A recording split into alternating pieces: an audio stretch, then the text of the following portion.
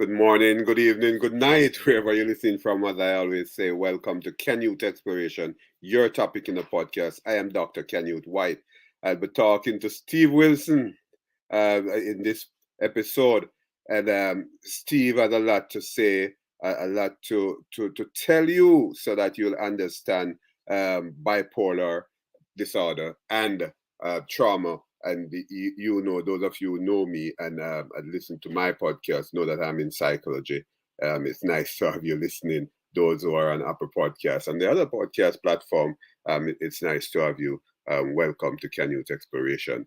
I'm going to let Steve in and we'll have a chat about trauma, bipolar, many other things that you will appreciate. Those of you who are living with the disorder will appreciate it. And those of you who are students of psychology will also appreciate it.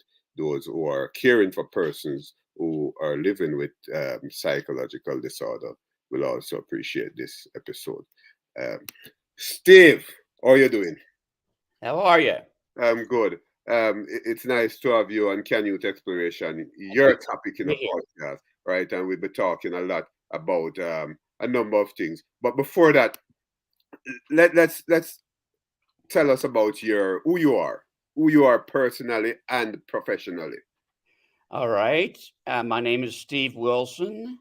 I'm 74 years old. I've been married for 50 years. Hmm. I have three daughters, two granddaughters. I retired in 2019 from the custom clothing business. Hmm. I was born and raised in Delaware, Ohio, and now I live in Scottsdale, Arizona, and it's only 105 today. Oh, 105. Yes. That's not nice to live in. Pardon me? That's not nice to live in. 105. It really isn't bad Hmm. for me Okay. until it hits about 110, and then it's a cooker. Yeah, I love that. I love that. I'm in the Bronx, New York. Usually reach out to you guys from Florida, from Miramar, but somehow I'm in the Bronx. Well, you know it can get in the Bronx, right? In comparison to Florida, right? Hey, let me ask you though, your childhood. Tell us about your childhood. Your age. I'm impressed with your age, and I'm impressed with the number of years that you are married. 50 years. Yes, What do to you the call same that? person, by the way, Golden? Huh? to the same person. To the same person. That's great. You call that what? Golden? Or is it golden? That's Golden, what, yes. okay. Fine. Oh, so you start getting medals, right? Yeah. All right. Tell us about your childhood, though. Well, I was just like any normal kid, Hmm. feeling good, playing with a lot of friends, doing Hmm. well in school, and everything was fine. Um, I had, as I said, a lot of friends and no problems Hmm. until I hit age 9. Hmm. We used to go to the theater in my hometown every Saturday, and we would watch westerns. And at that time, they had double features. So the way it worked was at the end of one feature, the curtain would come down Okay. and everybody would hustle up to the concession stand. Hmm.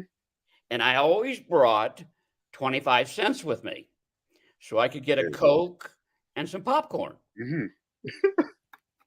This one day, I'm got my popcorn. I went over to the Coke machine because it was a stand-free Coke machine, and it was just old age. Right. So as I got up to my turn to get a Coke, some man put a dime in the machine and paid for my Coke. Okay. Well, I didn't know who it was. Didn't mean anything to me. And the Coke came out. I started to walk away, and he says, "Would you help me a minute? I need some help here in the theater." Hmm. Now, back then, there was no stranger danger. Okay. We were never warned about someone lurking in the shadows. So I said, "Sure, what do you want me to do?" He Mhm. said, "Come on in here in the restroom. I got something to fix." Yeah. Well, the fix was me, Oh. and went into the restroom Mhm. with no knowledge of what was going to happen. Yeah. And I turned around Mhm. and he said, "Take down your pants." Mhm. And I was scared to death, didn't know what was Yeah. happening, didn't know this could happen. Mhm. And he proceeded to sexually assault me. Yeah. When I resisted, he actually threw me up against the wall and started choking me. Yeah. And basically, that's about all I remember. What Uh, age was that? pardon me? What age? What age? 9, 9. Mm. yes. Yeah. Um, you really gotta realize that back then, Mhm. Mhm. nobody talked about it. Yeah. It was Nobody an talked elephant about in the man room. on man or man on woman rape or anything else. It Mhm. was taboo. Yeah. Yeah. So when we got done, Mhm. I my mind says, "What did I do to Mhm. cause this? It's Yeah. my fault." Mhm. So I said to myself, "I'm not telling anybody." Yeah. And so I locked it away for 30 years Oh. and didn't tell a soul. Mhm. And about a month later, 2 months later, from Yeah. a trip to Florida for a vacation, Mhm. and when I got back, the terrible depression started setting in. Oh. And all of a sudden, I couldn't study. I didn't want to play with my friends. I thought nobody loved me. I thought I was Mhm. a piece of garbage. I was screwed. I couldn't sleep, Yeah. which was one of the really worst things. Yeah. And this lasted a couple of months, Mhm. and I just barely got through whatever grade that was, 4th grade or 5th grade, Yeah. but I did. Yeah. And the depression lifted after 2 or 3 months. Okay. It didn't come back for a long Yeah. time. Mhm. I had no idea what it was. I Mhm. didn't know. My parents didn't know what I was going through. My Mhm. sister and brother didn't know because I kept it all to myself. Yeah. And I'd never heard of a psychologist or psychiatrist. I didn't Right. know anything. So Mhm. I locked it up. And every once in a while, the depression would come back. And I just dealt with it the best I could. What year was that? That What? year What? was 1958. Oh. So Mm. what you can see is what people think of psychology and psychiatrists today Yeah. isn't the same as what it was back then. Right. Yeah. But I will say that there's still just as many rapes, Yeah. sexual assaults, and all that. That Yeah. has not changed, Yeah. in It, my it, opinion. I doubt it has changed. And interestingly, you talked about 1958, 1958. And Mhm. I'm a professor of psychology, and I'm doing a course at a university we call mental health therapy, right? Yes. Evidence-based mental health therapy. And one of the research that my group has been doing is to compare the psychology way back then from 1950 to the contemporary time. Mhm. And Mhm. they found that the stigma wasn't as much then, and psychology was different in terms of the treatment. And you will note, Steve, that psychologists long ago would approach mental disorder differently, trauma differently. They would beat individuals with mental challenges, figure that it was a demonic thing. So yes, it has changed a lot. I'm happy to hear you talking about the 50s as it relates to a disorder that you is still having, right? The onset Yes, early. I have it under control thanks to psychiatrists Yeah. I started with. and medication and a lot of therapy. Yeah, yeah. Interestingly. But the next question I'd like to ask you though, the trauma that you had gone through, the depression, bipolar in effect, what's the worst experience that you have had as it relates to depression and the bipolar? Well, I want to make something clear Mm-hmm, from the start.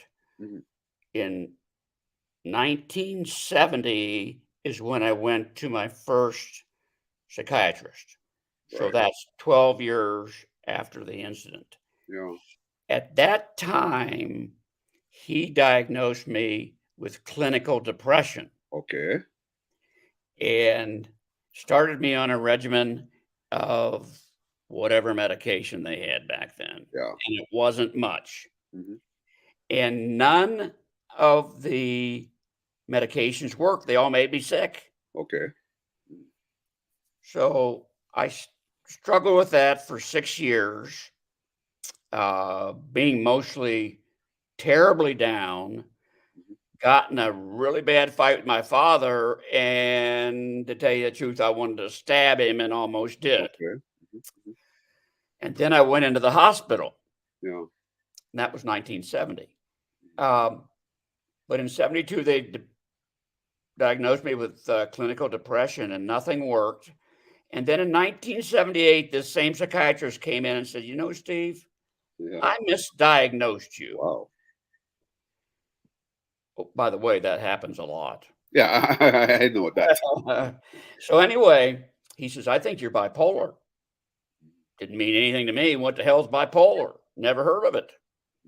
And he said, "We're going to start you on this drug that has a lot of good results," and that was lithium. Yeah. And wouldn't you know it, in about 2 days, I started feeling better. And the lithium got me back maybe 50% of the way, but I was able to function. Yeah. And I went through a horrible, the thing that lithium didn't get rid of was a terrible congestion in my mind. Yeah. Ruminations just driving me crazy. All I could think about was anything and everything, and I couldn't shut off my mind. Yeah. And that became the worst. I still couldn't sleep, but I felt better. So it was Okay. the beginning of my Mhm. recovery. Yeah. Yeah. It's interesting, but the signs and symptoms that you have experienced, uh, well, not necessarily as it relates to trauma, but the bipolar situation. What were those signs and symptoms that you have experienced? Uh, it's People don't realize that bipolar and depression don't just affect your mental side; it affects your body and causes aches and pains. And for me, it caused a big knot in my stomach, Yeah. and I would get fevers, but no one could tell that they were fevers because Yeah. it really wasn't there. It was just my body out of control. Um, I remember one day I was swimming. I'm a big fan of swimming, Yeah. and I swam laps every day. And I went to the local pool to swim laps, Hmm. and I started swimming. And every stroke, Yeah. something came up in my mind and said, "Kill yourself." Yeah. So for every stroke, I got out of the pool quickly. I went over, cross and back, Yeah. and it was just horrible to think that my mind not only controlled my body, but the bipolar not only controlled my body, but it controlled Mhm. my mind too. I couldn't shut it off. Yeah. And this is even with the lithium. Okay. Mhm. Um, So there was a sort of psychosomatic, Pardon me? psychosomatic, mind and body Yes, yes. challenge. Okay. Um, The funny thing is, I would get sick all the time, Mhm. have to take time off from work, but I wasn't really sick. Okay. Mhm. I mean, I felt horrible. I thought I had a fever. I had Mhm. aches and pains. If I go to the doctor, they'd go, hmm, maybe Yeah. you ought to just rest.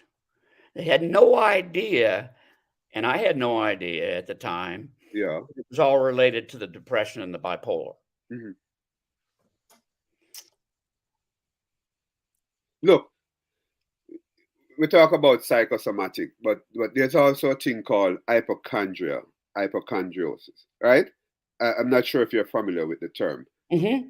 Okay, fine. So would you say that you were affected by that at that time? You weren't really sick, but your mind just tell you that, hey, I'm having this sickness. I don't know, to tell you the truth. I've been that way ever since Mhm. the uh, rape when I was 9 years old. Right. I've always been not sick, but feeling like I was. Yeah. And even today, if I get a little ache and pain, I go, oh my God, Yeah. I got cancer. Mhm. Mhm. So, yes, that can affect anybody. And it drives me out of my mind. Yeah. And people I've been friends with for years think I'm a hypochondriac because Yeah. of all the things I've gone through. So maybe I am. Yeah, yeah, and that's okay. That's okay, Steve. But and those of you who are listening, this is Canyouth Exploration, your topic in a podcast. I'm Dr. Canyouth White. Those of you who are listening, usually doctors will give what we call a placebo. Some people say placebo, Mhm.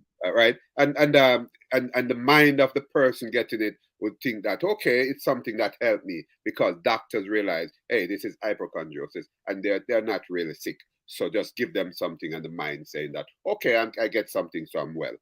Just for those persons who, Steve, who might be wondering what we're talking about. But Steve, suicidal ideation. You I heard somewhere, I read somewhere that you might have dealt with that.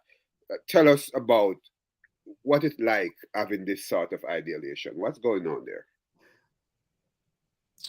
Well, let me tell you this way. Yeah. A friend of mine, about 4 years ago, he was a very prominent citizen in Delaware, Ohio, Hmm. very big churchgoer, gave out a lot of money. Everybody loved him. Okay. One day, his wife came home and he was hanging from the rafters in the basement. He had Yeah. killed himself. Okay. Um, I knew, unlike anybody else, what he had gone through, Yeah. and it is horrible. Hmm. You think in your own mind that the only thing that's left for you to do to help everybody else Yeah. so they can quit worrying about you if they knew Hmm. is to kill yourself. Hmm. Um, it is not because they want to harm somebody or get back at them. Yeah. Your mind is completely controlled by these thoughts. Yeah. I don't know how many people can fight them off. I was able to. Yeah. I don't know anything about percentages of people who go through suicidal ideations and go on to kill themselves, Hmm. but it is definitely out there. Yeah. Yeah, and it's something that many persons, even wealthy people, are challenged with. Wanting to kill themselves. Back in Jamaica, there are many wealthy persons. I can recall a governor of the Bank of Jamaica who was they're well paid, and he actually killed himself. And here in Manhattan, in the New York, there is this Miss. It was on the in the news. Miss United States of America. She was a lawyer, a very young girl, doing well, but she killed herself because I, I read that basically she believed that she was not loved enough and being challenged. So there are many things that would make people want to kill themselves, the rich, the poor. It doesn't matter Does not matter. what race, social class you're in. There are persons with even persons in the church, Right. Steve, who perhaps want to commit suicide. But it's interesting that you have gone through this, and you came through it, and I must applaud you for it as well. But Steve, how did bipolar affect your family life? I know that you're a senior, and with 50 years of marriage, I can't I can't over repeat that, right? But how did it affect your family life? Well, to tell you the truth, I was one of the ones, and there are many of us who learned to fake it. Okay. In other words, my family had no clue what I was going through. Yeah. Yeah. Now, I relied an awful lot in my life on humor. Okay. I was known as one of the class clowns, All right. and nobody knew how badly I was suffering. And Yeah. I mean nobody, Yeah. Yeah. Yeah. because I faked it so well, Mhm. and I would laugh. A great way to get through. Yeah. I did sports. Uh, I just did anything to not let anybody know what I was going through. Yeah. In other words, I had no support system, Okay. which is very bad Hmm. because you need that support system. But before you continue, I'd like to rephrase that. I didn't want any support system because I correct me if I'm wrong, because based on what I'm getting from you, you hide it. It was hidden, and if you didn't hide it, then you'd have gotten the support system. So in effect, you had the support system, but you didn't want the support system. You didn't trigger the support system. Am I right? That is correct. And the actual, if I really think about it, the Mhm. reason was of the stigmas Right. Yeah. that, back then, and even more so than today, I think, Yeah. uh, anyone who was considered mentally ill might end up locked up. And Yeah. that's the way I saw it. I've got to keep this thing quiet. I don't want anybody to know. Yeah. Um, Now, I am not a professional in Yeah. mental illness, Yeah. but I do have two groups that I facilitate out here in Phoenix. Okay. And I have learned a lot about the mental health system. Oh I've been yeah. doing this for 8 years. I've seen over 1,000 people. Yeah. That's cool. Say, And what I want you to do, Steve, since you're on this forum, and we have gotten listenership from all over a number of places, including Russia, Ukraine, Spain, Caribbean region. I have realized through data. Those groups that you have, are there groups that persons from outside of your region can be a part of? Is it yes, Facebook group? yes. Can Um, you can you tell us a little about that group, briefly? Those groups. yeah, we're a company. I don't get paid. This is all Okay. freebie. Right. Um, we have about 5 or 6 mental health support groups a week. I do 2 of them. Hmm. No charge. Anybody can join, Hmm. but you have to join by contacting me. Hmm. Um, we have a guy from Rhode Island, a couple people from Tucson, and we're in Phoenix. That's 2 hours away. Hmm. And we do all this in a video format, just like this. Okay. One of the problems is how many people I can talk to in a 2 hour time period. Yeah. Yeah. It's about 12 to 15. Mm. Yeah. The Yeah. requests are overwhelming Oh yeah. to get into the groups. Hmm. And I accept everybody who wants to come. But if I get over, I had 17 last night. Oh. Oh. Went right up to the 2 hour limit. If I Yeah. had more than that, nobody gets the full help they should Mm, get. yeah. Um, but if you'd like, I can give you my email and people can contact me if they want to come. Yeah, you can read your email out, and I will put it in the description as well. But you can say your email.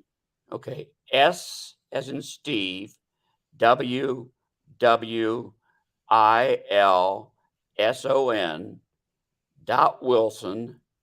WWILSON.Wilson@gmail.com. Right. And I listeners, I suggest that only if you need help, only if Steve group can help you. So don't get involved if it's not related to what Steve is doing. Right. I'm just Must curious. must say Yeah. that every state I know of has these groups available. Right. Okay. And there are associations that you can go to find one in your area. Okay. The one that comes into my mind um, is NAMI, Okay.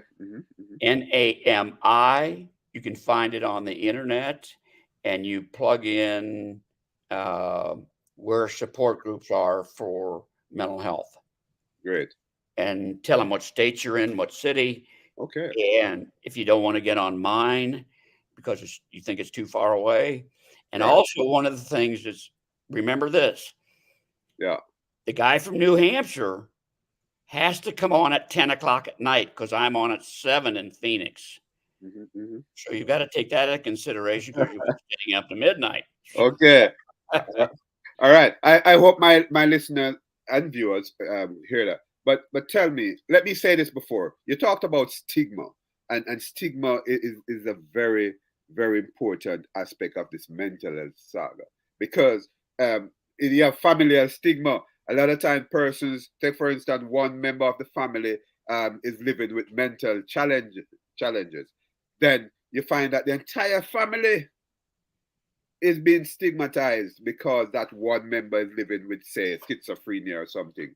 Yeah, They call that a mad family. So family is all family in general. Is also affected by just one member being correct. stigmatized, and naturally the individual member being stigmatized out there in the school and so on, I'll workplace. tell you, when I went into the hospital in 1971, Yeah. that's the first time my parents really knew I was in trouble. Okay. They made up a story that I was someplace else Yeah. and wouldn't tell anybody what's happening. Yeah. Yeah. My parents were very prominent in our little town, Okay. and they didn't want to realize that they had a screwed up son. Yeah. Yeah. Steve, I'm happy you said that because it means then that the help that you would have gotten, perhaps, yeah, you have gotten help, but more help. It was affected by this, you know, wanting to hush to avoid stigma, right?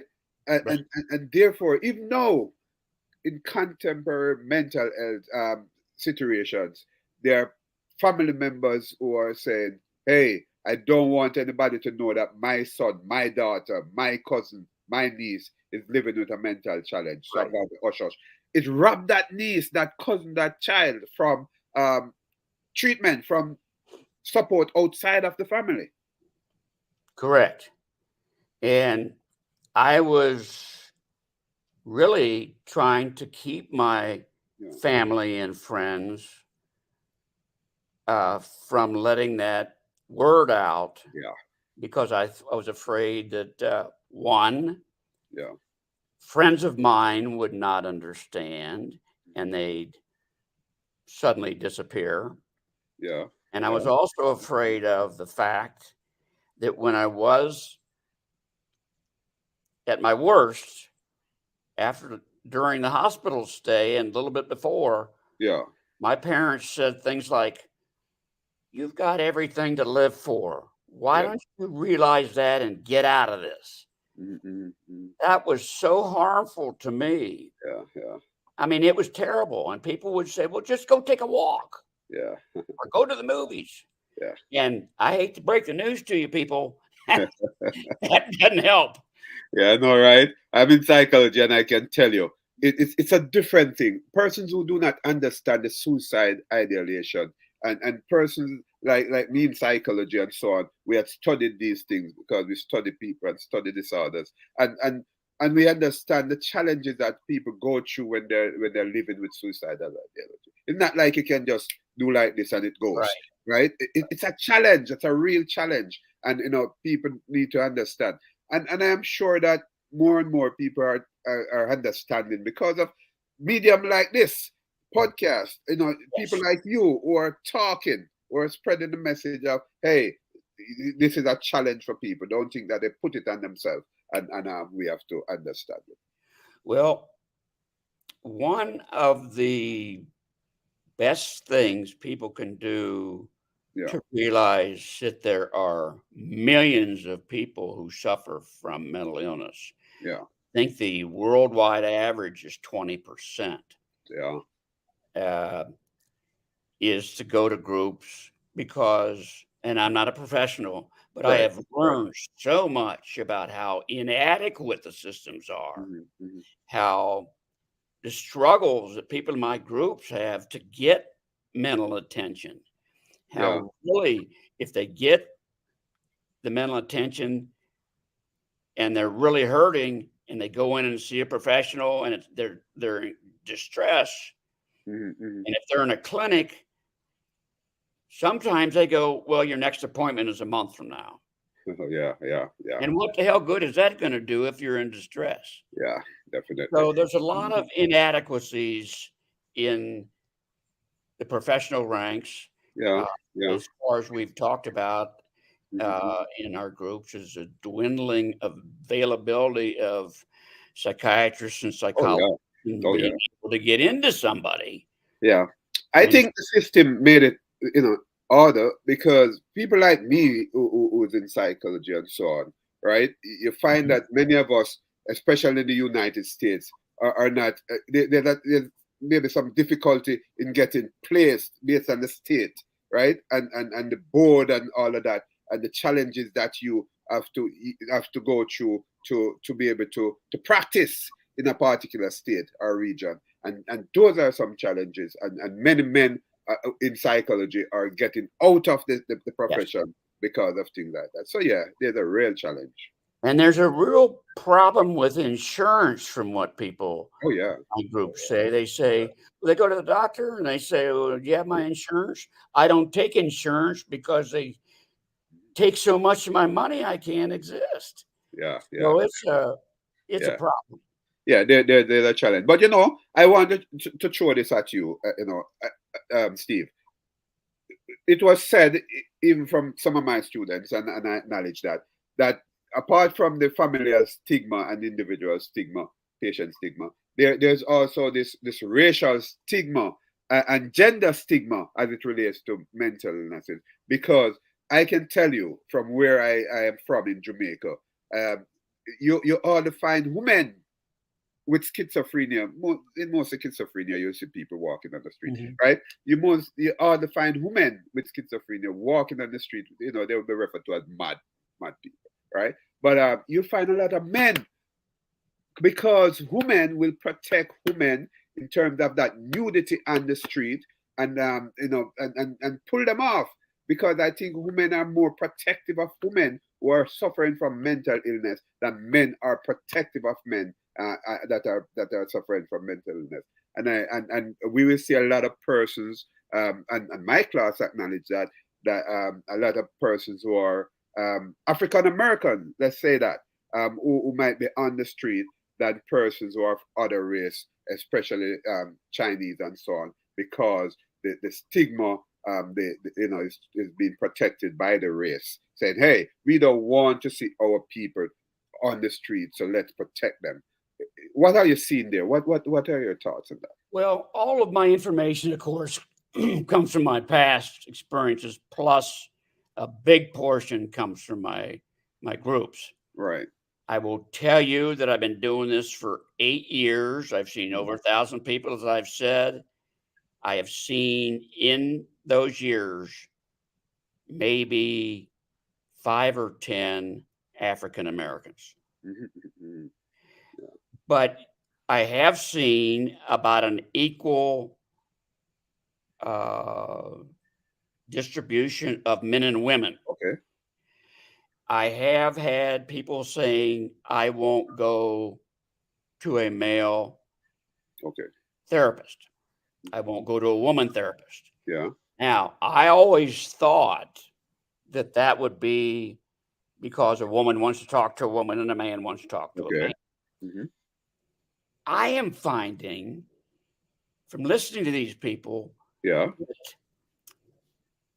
women therapists are more hands on from what they tell me. Mm. That they sometimes think that men are aloof Yeah. or they're. I just went to a doctor recently Yeah. and I'd never met him before. And he didn't even look at me. He was just typing on his Yeah. computer. So maybe it's true Yeah. women are better. When I was really going through the bad times, Yeah. I don't remember running into a female therapist Mhm. ever. So maybe that's all changing now Right. because, It is. but the Yeah. real problem is not whether they want to go to a man or a woman. The real problem is finding somebody. Oh yeah. That's the problem. Oh yeah. And A lot many, of us. A lot of us are now um, uh, teaching. For me, I'm teaching a lot now than in practice. You know, I'm doing research and teaching a lot. Mhm, Um, so you really find that back in Florida, I note that there was a shortage of male psychologists, male slash therapists, right? More females you're seeing, and they wanted to get more males into the system. But actually, they are qualified males, but they don't much in the system. So that's a challenge now. But tell me, Steve, medication. I think you have alluded to it earlier. But yes. right, but these psych medications, right? I want you to talk some more about it. You know, you have not said much, I figure. But what were your real experience with these psych medications? Some people would say that, you know, when they take these medication, they become like a zombie and so on. And Mhm. I tell you this, being in psychology and was in the field, that there are many mothers who were saying that, hey, I don't want my child who is suffering from ADHD or conduct disorder, any other disorders for children. I don't want my child to take medication because it will affect my child. So they rather not to have medication. What's going on there? Well, let me just give you a response to that by what happened to me. Yeah. I was put on my regimen, and it's a cocktail, Okay. not just one pill, in my experience, is going to fix you Right. totally. Right. So I take 4 medications every day. Okay. One, let's see, this is in 1989. I'd had this psychiatrist for about 18 or 20 years. Mhm. He dies. I'd been pretty good, but not perfect, as I said before. All right. Yeah. So I found another psychiatrist, didn't know him. He was a partner with a psychologist in my town. Mhm. And he said, this guy's good. So I went to him. And the first thing he said was, throw away all the medication you're on. Mm. There's a brand new drug that is the godsend drug, um, Deseril. You ever hear of Okay. it? Yeah. Yeah. Yeah. He says it's going to take about a month, but you will be cured. Mhm. Well, 5 months later, I'm in terrible shape, was almost in terrible shape Okay. from about 2 weeks out. Mhm. And I got up the courage to fire this guy and Yeah. go back to the psychiatrist's partner, and he got me back on the schedule.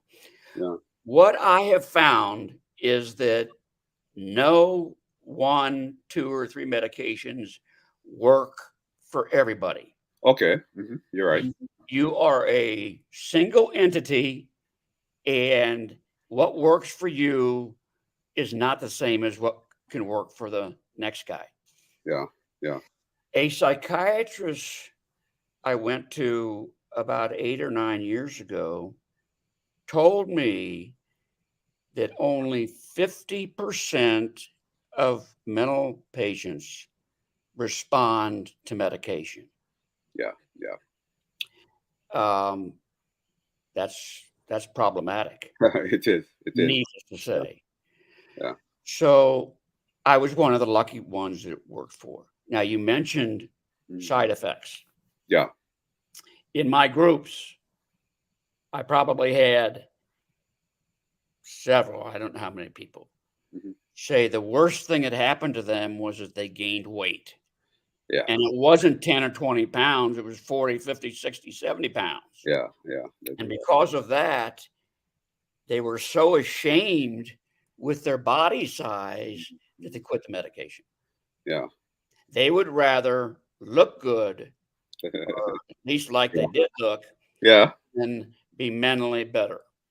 Right. Yeah. My side effect that I had was that I had two terrible side effects Okay. from two different medications. Yeah.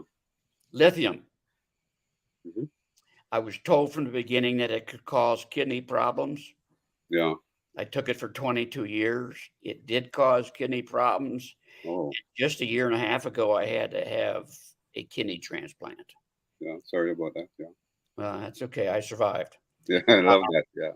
Now, I would never tell anybody to go off the lithium just because that's a possibility. Yeah. Just got to keep watching it Yeah. because there are other drugs. The second drug that screwed up my life um, Mhm. caused tardive dyskinesia because it was an antipsychotic Okay. in my eyelids. It was horrible. Yeah. The problem with that drug is, like the lithium, is you can't get rid of it. Oh. So I had to start getting Botox shots around my eyes every 3 months. Yeah. But in my estimation, going through the shots every 3 months was better than not being mentally well. Yeah. It was Yeah. kind of a trade off. Yeah. So it's all depends on the individual, because there are some persons who said, "Hey, I rather this than to go through that." But one of the things you did not mention, and we in psychology we know that some of these drugs will cause sexual challenges. Yes. Now, they do, not for everybody, Right, not for everybody. never did for me, Mhm. but I Yeah, have a lot of my people complain about it. yeah, And that is a big deal. yeah. Of That's a course it is. huge deal with people. Yeah, And they'll quit taking the drugs right now. yeah, definitely. But and it speaks to with the sexual challenges that some of these drugs will cause, and the weight gain is like, for the weight gain, it will then cause another depressive episode, right? Because people think that, oh, I'm getting too big, and Yeah, that's not me. And for the sexual deficiency, again, another depressive episode, because they're not able definitely. to satisfy their partner sexually. So it's a balance. It depends on who you are and what is more important to you as an individual. If I could try to leave a message, and this is in my new book Yeah, called which we Teen talk from about soon. Yeah. Tightrope. After going through all of the things that happened to me, Mm. I try to tell people, one, it's a long journey. Mhm. There is no cure for bipolar. Right, right. That's my understanding. Yeah, yeah. And there are a lot of different things you can do. There's medication, there's therapy, Mhm. there's, well, I can't think of them now. Yeah, So, there are a lot of things you can do. yeah. The talk support and all of that, and even the whole support system can help you to maneuver Yes. the thing, right? Uh, The big thing I try to tell them is, you're in this for the long haul. yeah, Don't stop doing what your doctor or therapist tell you definitely. to do unless you feel that it's harming you more than the good it's doing. Yeah, Too many people go, well, I took the drug for 2 weeks. It didn't do me any good, so I threw yeah, it away last night. yeah. It can be a challenge. Yeah, So my my book is about what can happen to you when yeah, you're going through bipolar or depression. But the better message is, like me, you yeah, can beat it and have a damn good life. yeah. So therapy. We talk about therapy. Before I go on to your book, which we'll talk about before we end. Okay. The benefits of psychotherapy. And again, you have alluded to some of these benefits, but let's be specific. If you have not gone to psychotherapy, through psychotherapy, what would have happened? Do you think would have happened to you? And in other words, what are the benefits of going to psychotherapy? If I had not gone through psychotherapy with a very understanding psychiatrist and a man who became my mentor and the guy who basically saved my life, I never would have made it. Okay, okay, It is very important, if you don't have somebody in your own family or support group, to really talk about what's going on. And that takes maybe months before you'll be able to take this guy into your confidence or this woman. But without psychotherapy, I wouldn't have made it. That's my belief. yeah, yeah. That's interesting. Let's go to your book now. I think you have an interesting book there. I just want to go through that a little, right? Talk to us about your book. Well, uh, we've already talked about my rape at 9 years old. Right. That's almost where it starts. I talk a little bit about being a normal kid until Mm, that. And then it goes through all the things I experienced, that even when I got the lithium and the got better, there were still things I had to overcome. right. It took 30 years to get the final ingredient of my cocktail that made me much better. And that was a drug. I'll tell you the drug, but it doesn't mean it's going to work for anybody else. It was Paxil. And Mm, what it did was get rid of my ruminations about 90% so I could control my own mind. right. Right. I Mhm. also spend a lot of time discussing what I think is one of the most important things in the book is the groups I'm involved in. Okay. And because as I said, I'm not an experienced therapist, Right. but I feel that you can get the real story from people who are going through it. Definitely. And Yeah. so we talk every week. I give everybody as much time as they want to discuss what they're going through. And these people are, a lot of them, able to break down and say, yes, they too were molested or Oh yeah. beaten or whatever it is. And so we spend a lot of time on that, and that's in the book too. Mm, I spent a chapter on teenage depression, yeah. and I talk about the same thing of not having a support group. Mhm. But I'll tell you one thing that happened in my life was I had a clothing store that had been in business for about 80 years. Yeah. And every every Christmas season we would hire a couple high school girls and sometimes boys, but mostly the girls were more efficient because they were wrapping packages Yeah. and running errands. Mhm. There was this nice little girl, energetic, outspoken, wonderful little girl. And she was probably my favorite of all the ones we ever had. Mhm. I was in the store one Saturday morning early, and her best friend comes in and tells me that this little girl had gone to bed the night before and shot herself in the head. Mm. Yeah.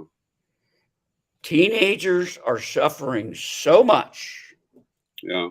that I don't think anybody realizes how bad it is. Yeah. Yeah. One girl told me that she was a top student, Mm. straight A's, getting the best grades on the tests to go to college. And she came to me and said, I am so down because everybody expects me to excel at everything. Yeah. I just can't handle the pressure. Yeah. Yeah. It was sad. And another girl came to me and said, I have no friends. My parents don't like me. I want to die. Yeah. So, teenagers, college students are really suffering, just like I did. It's never changed, Yeah. and it's horrible. And then the last thing I tell them is just like I said before, you can make it through if you're diligent enough to give it everything you got to get to a good life. Yeah. Yeah. Yeah. You know, Steve, it has become perhaps a taboo in terms of talking about um, teenage depression, childhood depression. And, I can recall while studying, I went to a seminar that deals with childhood depression and explained to us, and we have seen it where the 5 year old, the 3 year old can be depressed, Mhm. right? More so teenagers because of that change in their whole life cycle, life thing, and what they have to go through at school, and the whole misunderstanding of parents as well, their own parents, and the challenges with peer pressure. So yes, but it has been, in my mind, a sort of an elephant in the room as it relates to adolescent depression, and we talk about all other type of depression, even depression of persons who are retired and so on, not being at work. So many things can create the depressive mood. Well, I want to say one thing Yeah. that I went through that horrible situation when I was 9. Yeah. Again, going back to my groups, a high percentage, and most of these people are between 21 and 80. So Yeah. there's not, just a spattering of people with different ages. What they've all told me is they've either been sexually assaulted at a young age, or Right. been beaten, or they've been mentally screwed up because their parents are telling them they're worthless. Yeah. It is an epidemic out there of what people do to their own kids. And I Yeah. have an example for you that is the worst one I ever heard. Yeah. And it came directly from a friend of mine who worked for me. And she Right. spilled her guts one night and told me what she was going through. Mhm, mhm. Her husband, if their son did anything wrong, he would take him to the basement, tie him to a post, and burn him with cigarettes. Oh. So people don't realize that this goes on way too often. Yeah. It's just out of control. So that's one thing I talk about all the time. Yeah. And it's interesting. It's interesting.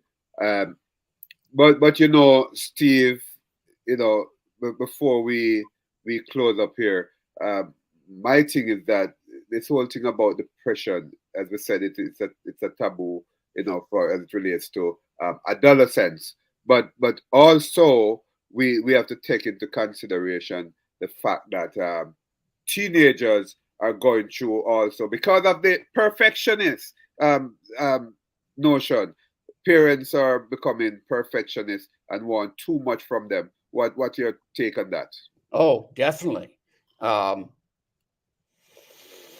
Too many pressures on these kids, and not only from their parents or, you know, uh, sup- people in their lives who do something to them.